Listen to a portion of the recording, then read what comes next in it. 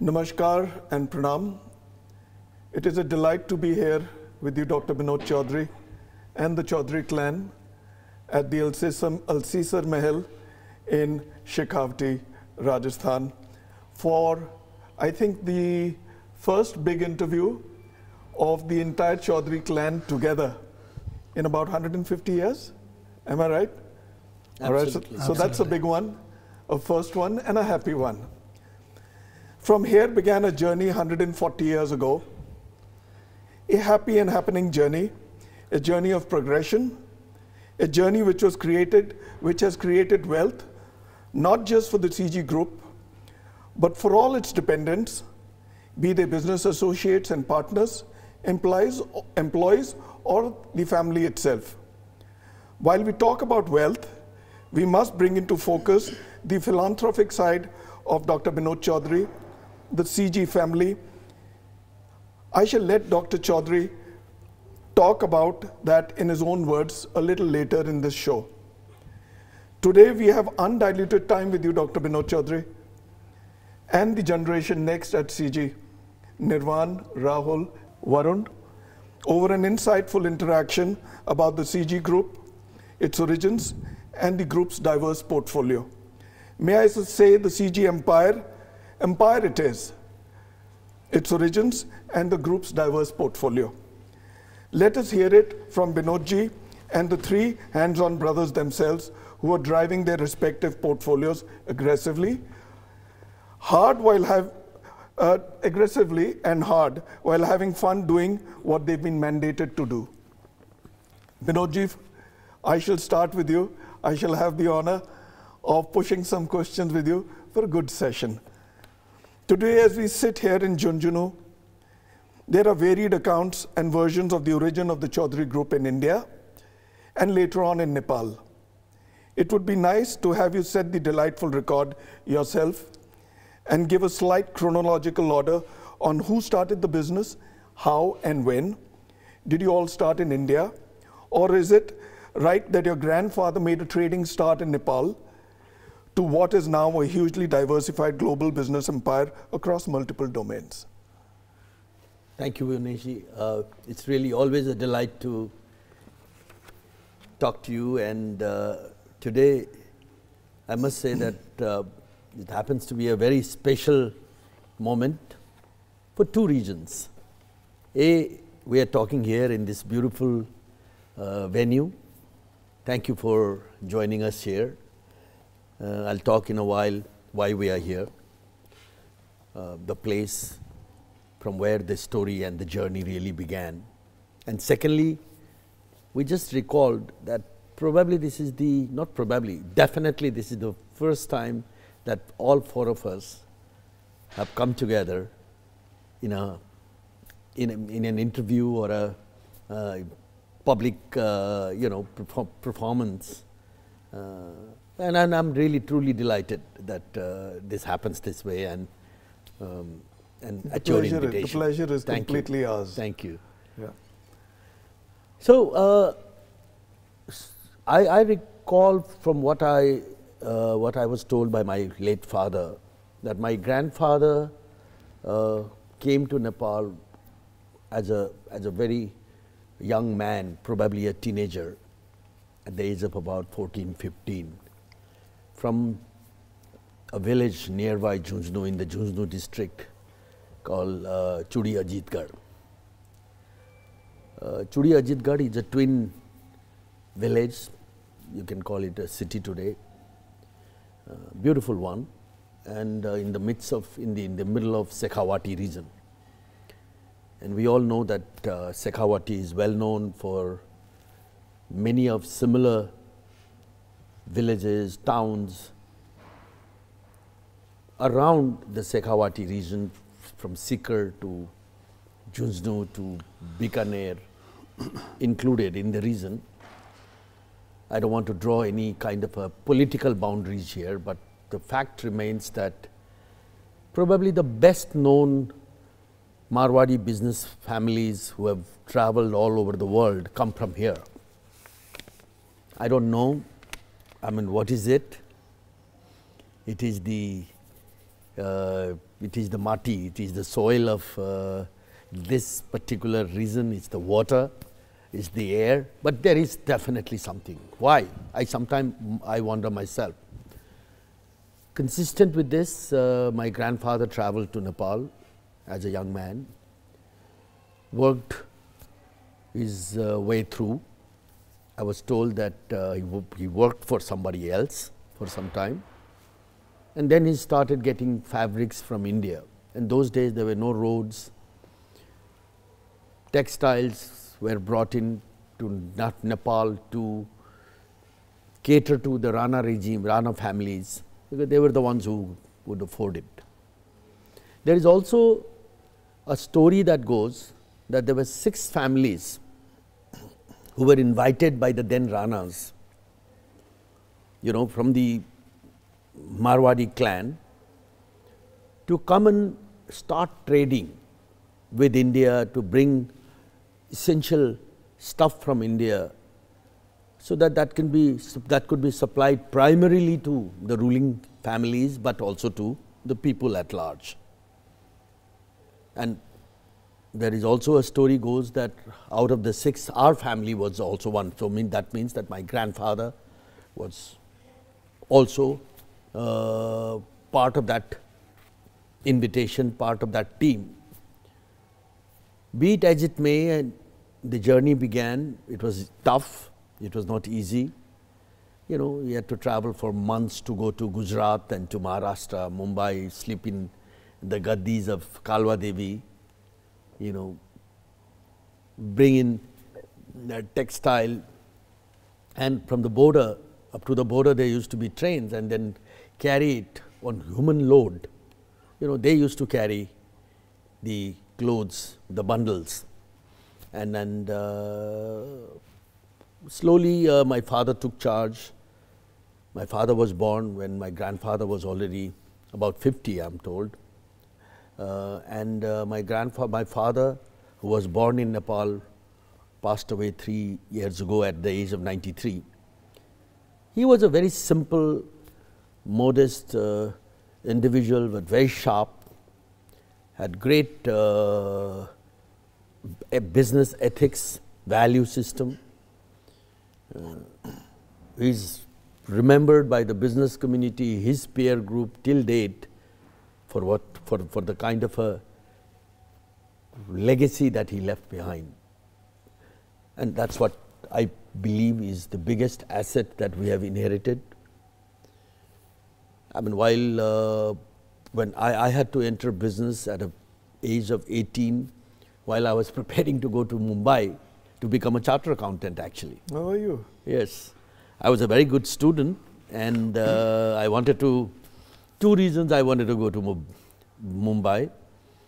Of course, those days, the normal thinking was that if you are good in numbers, if you are a good accountant, if you are a good numbers man, you will do well in business. True. Okay, contrary to what it is today, And secondly, right from my early childhood, I used to be very fond of Hindi cinema, Bollywood, bunk classes, go to watch movies, like anybody else in that age. So I thought that was one good opportunity for me to be in the midst of them. There were no aspirations to work in the films, by the way.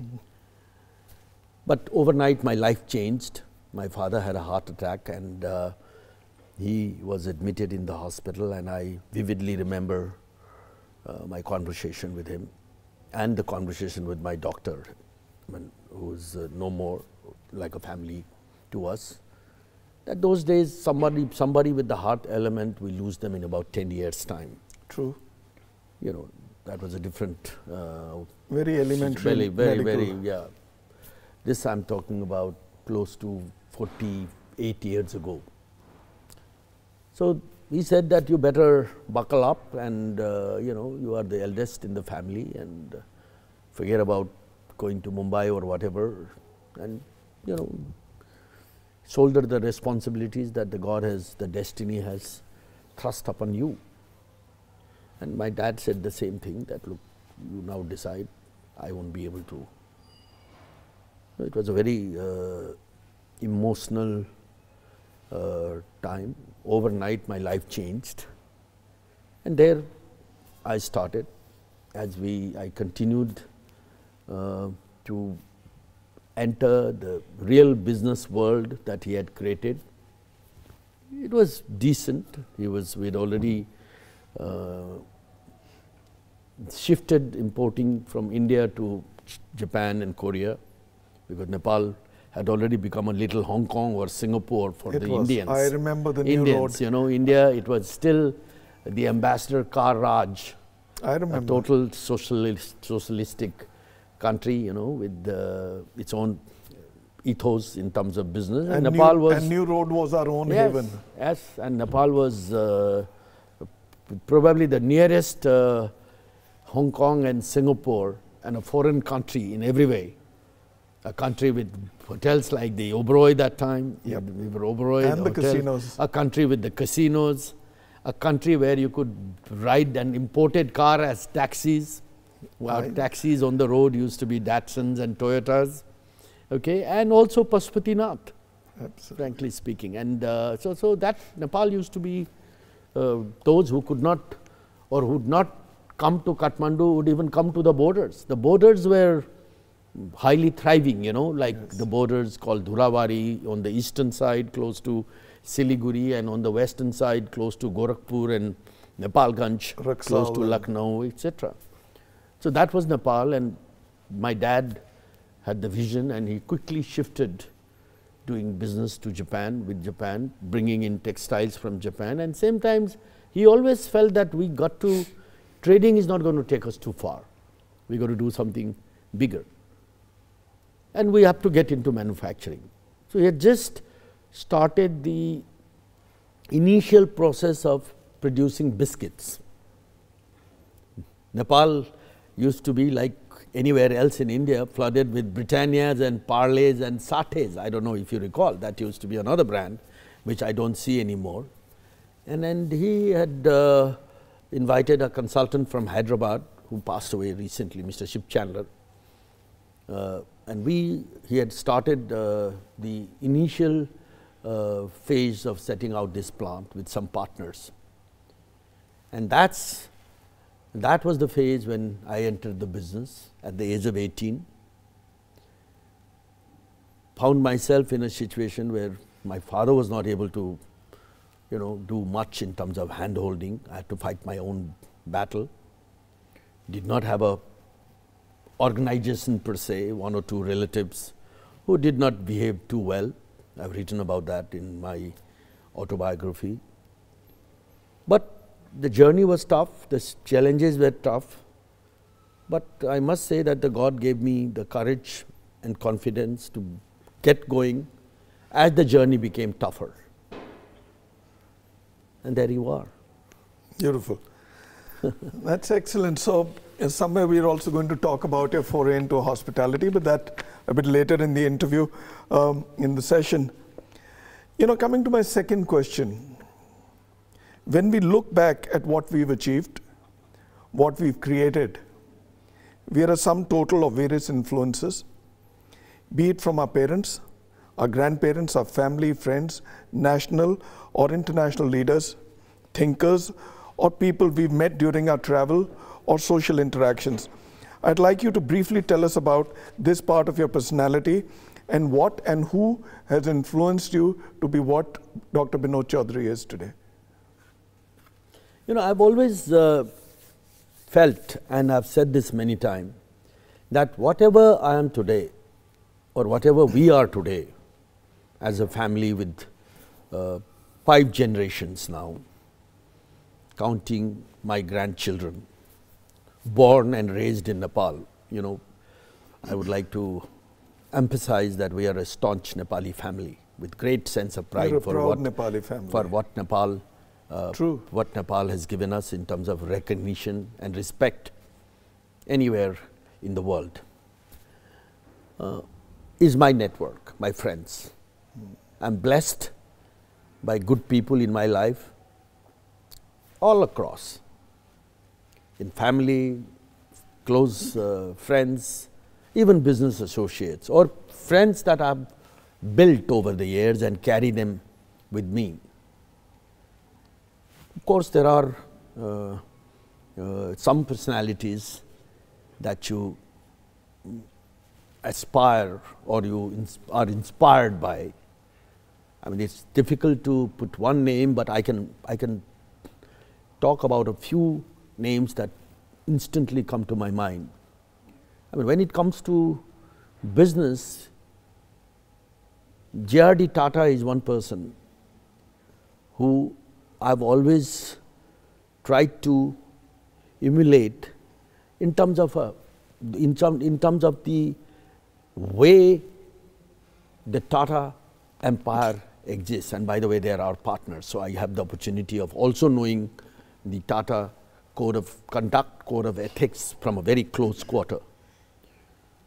You know, I think arguably, you know, they've created a fabulous, the most distinguished, the most respectable business house and a business name that is recognized all over the world. And if I may say, ethical. And ethical. I always dreamt that we have to build a company, an enterprise, a corporate with similar value system. So that's where I think to a large extent we take pride that despite many limitations coming of the third world and, you know, the South Asian smaller countries, we've been able to follow that footstep and we've been able to create an enterprise which we are proud of. I'm equally and deeply touched by Mohammed Yunus for what he has done, and incidentally we've also have the opportunity and honor of working with him as partners. You know, one man's vision which transformed Bangladesh. True. From absolute poverty. I mean, I've had many opportunities of spending some intimate time with him, even before we started the Nepal social business, which is the impact business platform, the second, they call it the hybrid microfinance platform for Nepal.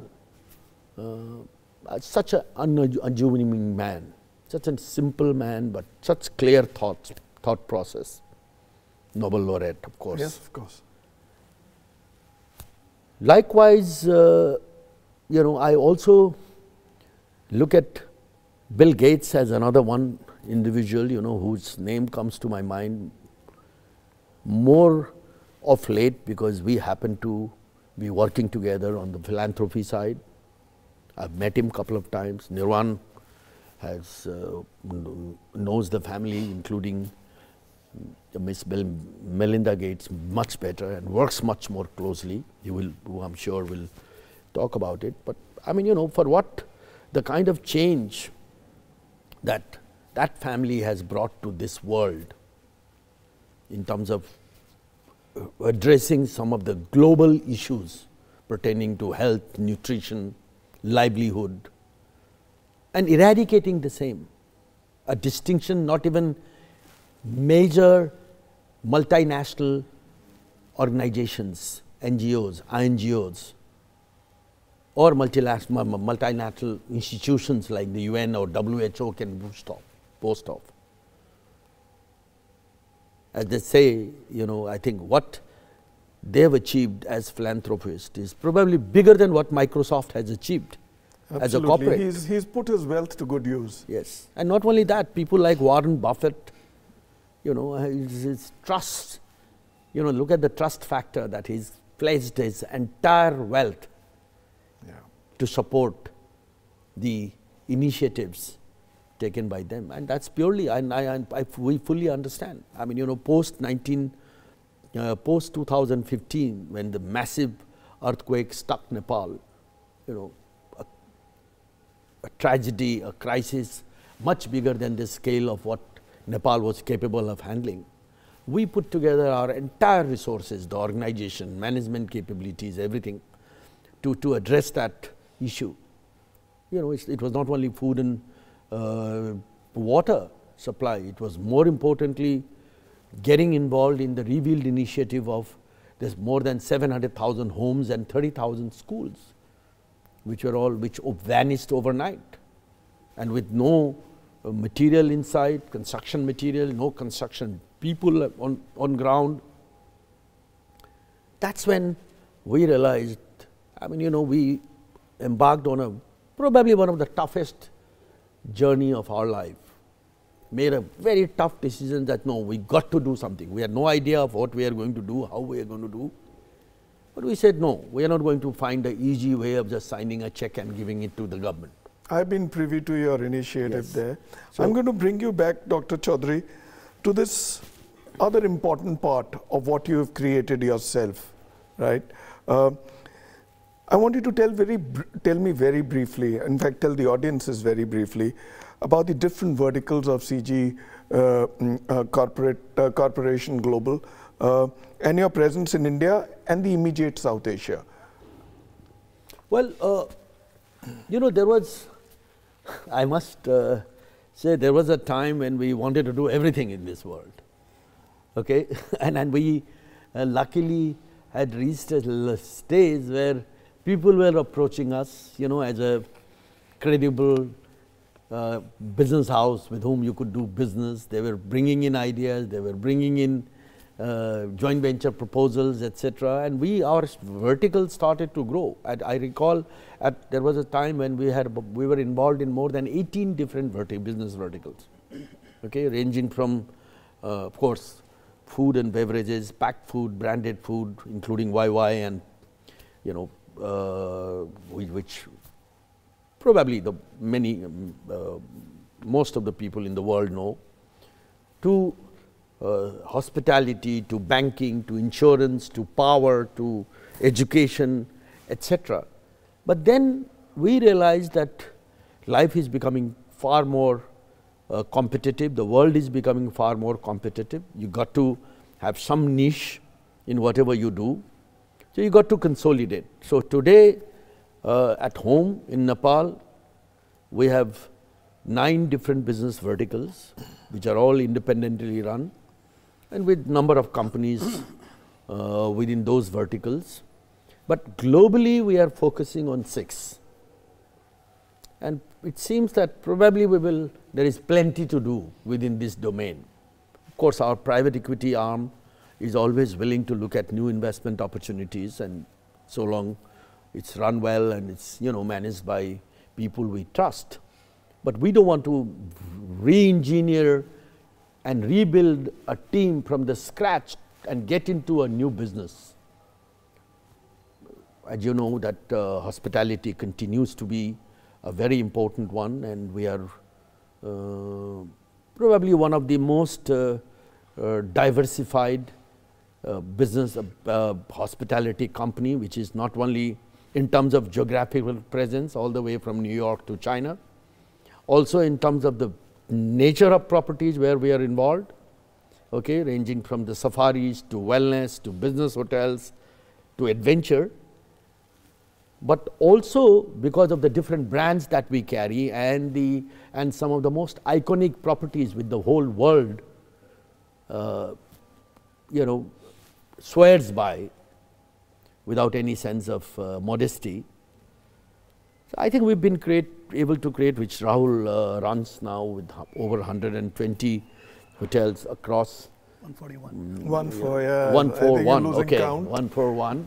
And also it's very important that we wear all the different hats, which is critical, from that of an operator with our own brand to partner managing hotels with our partner brand under franchise, to letting the partners run the business, but we fund and we are co-investors, to developers, and all round owning and investing, owning, building and operating and creating a brand like the farm in Philippines, which we are very proud of. I was coming to that. You stole my question. I was coming to that.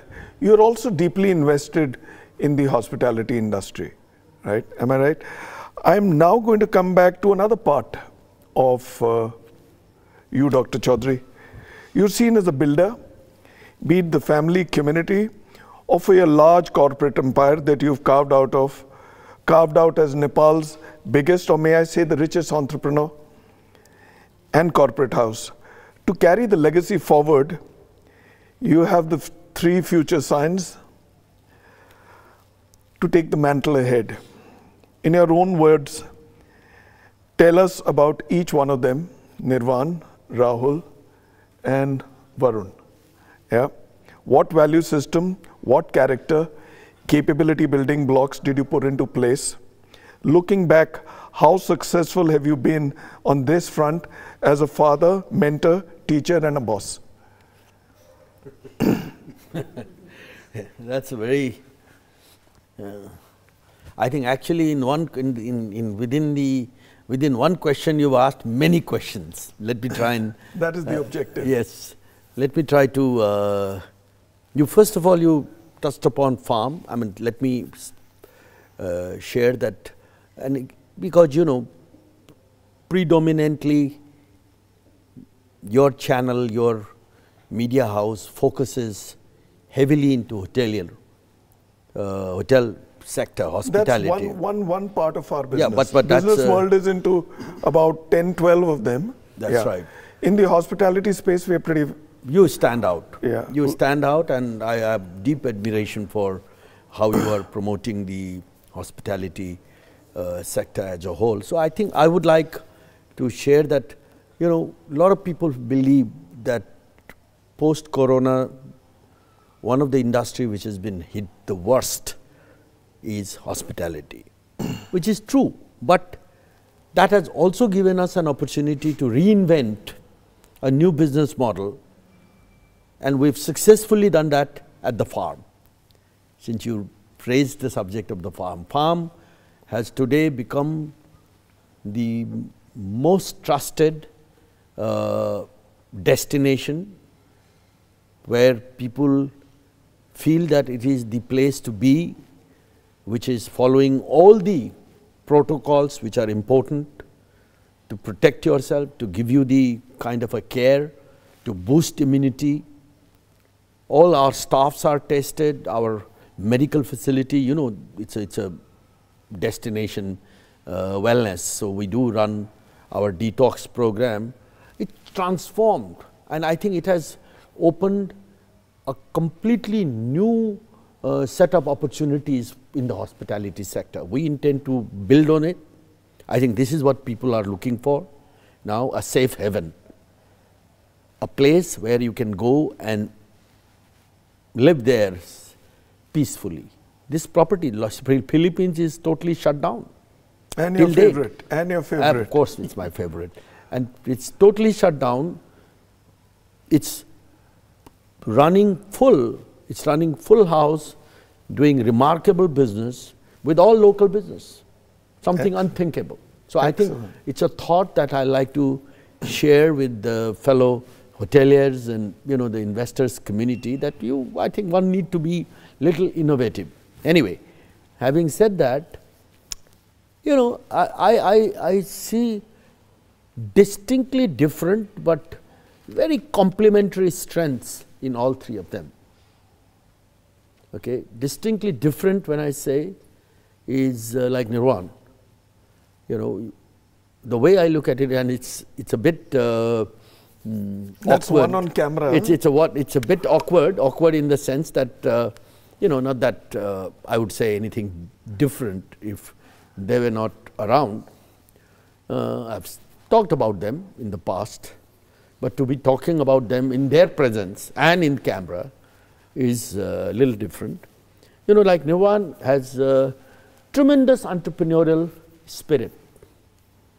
Okay, you leave him in a room where you know, where there is probably nothing happening, and still he will come out with some business idea.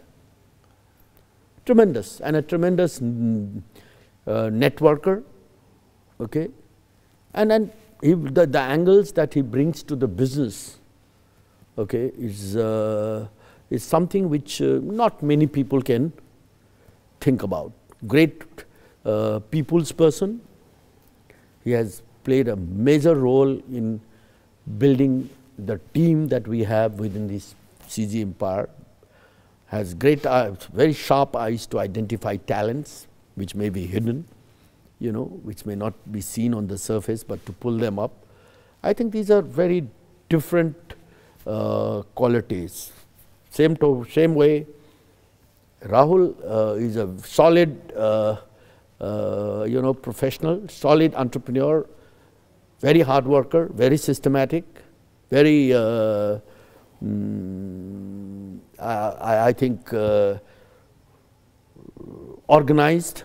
Meticulous. I think that's the meticulous, very organized. Make sure that everything is followed through till it is totally implemented and it starts to produce the result. A great quality. You know, it's a great quality. And the third one is sitting next to you, who you know extremely well, a perfect person to be based in India. You know, he's as dynamic and as, I would say,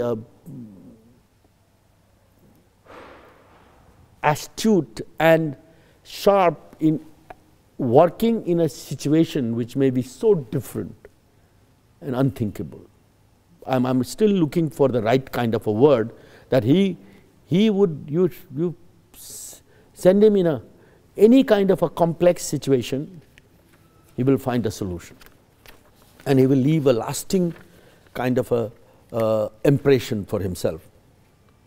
And of course, when it comes to relationship building, okay, again, he is no less than anybody else. All three are very ambitious, which is very good. Okay, all three want to prove that they are better than. I mean, you know, there is a sportsmanship kind of an attitude, as well as a positive sense of competition, which Excellent. is extremely good. You know, and I think they have tremendous complementary strengths. They work independently, they drive their own domain, their own verticals, but yet cooperate and support each other. I think I must say that our group is in good hands, and we are very blessed. Touch wood, we are in good hands. They are well poised to take this group to newer heights in time to come. So looking back as a boss and a father, are you happy? Totally. I couldn't have asked for more. Oh, I couldn't have asked for more. That's a good report card. Yeah. Yeah, coming from a father and a boss. Yeah. Tell me, what are the key challenges for CG Corp Global in hospitality, travel, tourism, and other verticals, and what is the plan to handle them, and very briefly? I think they have I mean, having talked about their strengths, I would say that, that the pace at which the group has grown, you know, coming from a very difficult geographical setup, a country which has always been perpetually in the political transition, a country which is, you know, where there are, we have our shares of problems, you know, shares of problems in when it comes to doing big business. You know, we've been able to bring the business to this level. Now the whole world is going to look at them to take it to the next level. And that's a huge challenge, I can tell you, because I think the group has earned the distinction of being the only, you know, billionaire or billion or Forbes recognized company. Okay. Many times people ask me that what is that one single wish that you will never get fulfilled? A lot of people ask me. And my answer to that is, and it is, I've said this before and I feel like saying this today, particularly they're all here, because they're all here, that, that I would like to be born as my own son. Just imagine if I was, you know, I was Nirwan or Rahul or Barun, you cannot imagine what I would do to this group. So that's the challenge and opportunity they have. How beautifully put. Tell me, what would you like to say about the future of hospitality globally and specifically in India? post the pandemic? As I briefly mentioned about the farm and gave the example, you know, this industry is definitely in for problems, you know, but there is no one single answer and you cannot generalize. You know, there are properties like, for instance, resorts or destinations where people somehow feel that it's not crowded, away from crowd, more closer to nature, you know, where you feel you can survive on your own with limited access. All these properties are doing well, particularly in India, they are doing extremely well. If you talk of the region, Maldives is doing very well. You know, specialized properties which gives the kind of a sense of comfort and sense of security post-pandemic, like the Palm is doing well, but I can't think of many properties like that. Dubai was doing well, perhaps one of the most active, the one destination which came back far too soon and far too open. At this stage, they are undergoing some, again, there has been a relapse. I hope that things get under control. They will settle down, but it's, but one thing is for sure that people will not travel the way they used to travel before. Okay, a lot of people, there are different opinions from the industry leader that the hotel industry is going to come back by 22, some say 23. If you ask me, the hotel industry is going to be redefined. Destinations are going to be redefined. Okay, it's not about 22 or 23 or 24. What is going to work will start working from now. So also, Dr. Binod Chaudhary, tell me, I mean, you know, you just spoke about 2021, 22, 23. Seeing all this and the fact that you're deeply invested in this business with your largest portfolio, are you looking to further step up on your investment gas into India? Oh yes, I mean, we are a true believer in India, but our probably, and I think I must say that even pre-COVID, we always felt that India needs to do a lot more in building world-class resorts. That's an area where maybe because of difficulties in finding the right site, you know, it's not easy in India. I think hospitality industry, I think has to face huge amount of red tapeism. It's not easy to build hotels here in India. You know, we've tried to do greenfield projects and given up, frankly speaking. Okay. Assuming that if these things are put to a more doable stage, and I think India will do extremely well by opening new destinations, okay, which you can really call as destination. I think there is business to be done, more boutique-y, more experiential, you know, more cultural, and we intend to go on building that portfolio. It has to be. Let me give it a bit of a twist. So are you looking to go beyond hospitality and look at other sectors as well for your investments? No, in India, our biggest investment is food. Why?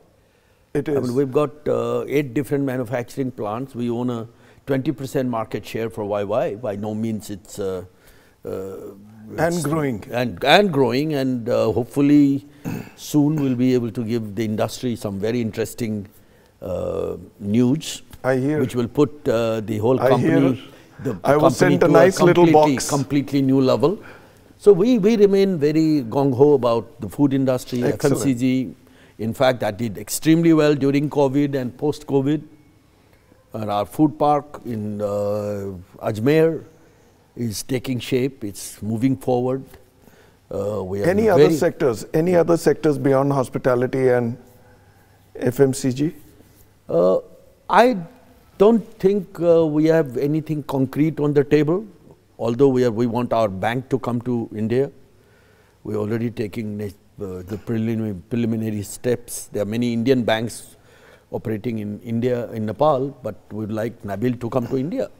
There is a huge Nepalese diaspora, and there is a huge India-Nepal trade is over 70% of our total portfolio. So I think it will do well for the industry as well as to other partner banks to bring in Nabil, and through Nabil also many other financial services products, including the fintech to digital bank to, you know, the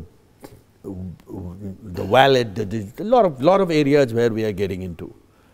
So that's one space where we clearly feel that we can contribute and we are interested. Apart from that, we are a very diversified group, and anything that falls within our ambit, if there are interesting deals to be done, opportunities. we are ready.